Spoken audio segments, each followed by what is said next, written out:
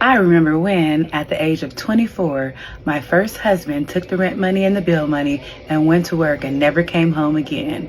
Hi, my name is Dr. Jamila Banks, and I'm your holistic licensed marriage and family therapist who specializes in trauma-informed care, anxiety, depression, and suicide management and reduction. And I remember when, at the age of 24, my first husband took the rent money and bill money and went to work and never came home again. In high school, in 11th and 12th grade, I went to a new school, Gardena High School. And in 11th and 12th grade, I had two best friends, a boy best friend and a girl best friend. When I graduated from high school, my girl best friend was going through some things and we didn't talk as much. And my boy best friend, we continued to talk and hang out over the summer. Over the summertime, we became boyfriend and girlfriend. So when I started my freshman year at USC, we were together. Freshman year and sophomore year, I lived on campus. And then my junior year and my senior year, we moved to an apartment in Long Beach.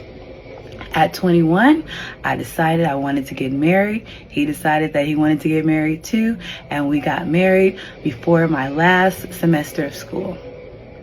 At 22, I had my daughter, I was graduated, and we were married.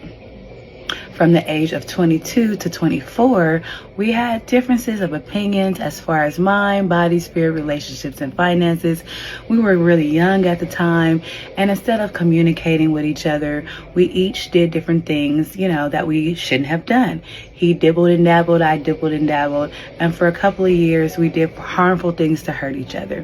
Until at one point in the relationship, I decided to come to him and say that I didn't want to be married anymore, that I wanted to separate, that I wanted to divorce, and I wanted to plan it out so that, we could separate and we can do the finances and do well for our daughter, and he agreed. And for the next couple of months, we worked copacetically together. And then one day I gave him half of my rent money and bill money, and he went to work and told me he was going to pay the rent money and the bill money, and he never came home. At the time, I was helping him co-parent with my bonus baby, and we were going back and forth where she was with her mom a week, she was with us a week, and so her mom and I had become friends, and we had our own journey.